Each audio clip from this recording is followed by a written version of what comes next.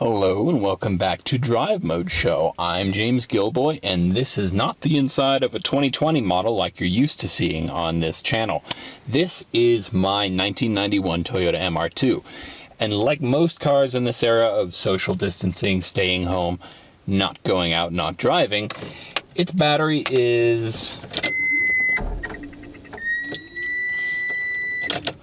very dead.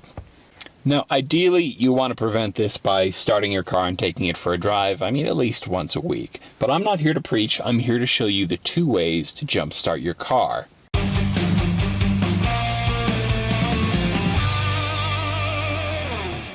The most common way is the traditional one, with your set of jumper cables and your pagan ritual of setting them up. It's easy to mess up, so follow along closely if you've got to get your car started on the side of the road somewhere. So pay close attention because it's very easy to fry something if you hook everything up wrong.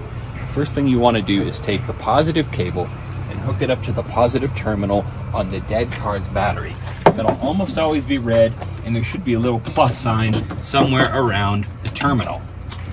Next, you want to take the other end of the positive cable and hook it up to the good car's positive terminal on its battery. After that, take the negative terminal and hook it up to the same battery's negative side.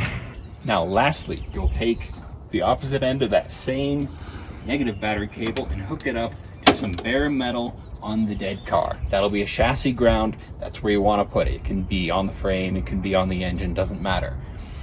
Now with all that hooked up, you're going to go to the good car, give that a start, bring it up to about 2,000 or 3,000 RPM so it's making good current, and then you'll try to start the dead car. Start that, let them run kind of feeding off each other's power supply for a good few minutes, ideally 5 to 10, 3 or so is good, and then unhook all the cables in the exact opposite order. That's important. Now if you can't wave down a passing car, or you don't have a AAA membership, or you simply don't have the time to wait for any of that, there's a second more convenient way to jumpstart a car, and that is with a jump box, which is basically just a portable battery.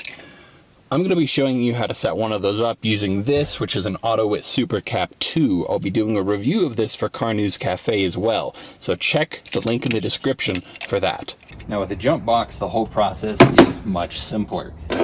Put it down somewhere where it's not going to fall in once the engine starts, and take your positive cable and hook it up on the positive battery terminal. Now, with most jump boxes, you're going to take the negative cable and, again, chassis ground, one of those suspension bolts probably. This specific gadget asks that I hook it up to the negative terminal on the battery, so that's what I'm going to do. Now, with all that in place, it's time to see if the car will start.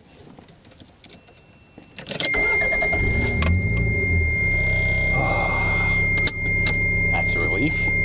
Now you should be ready to make your monthly Costco run or trip to the liquor superstore.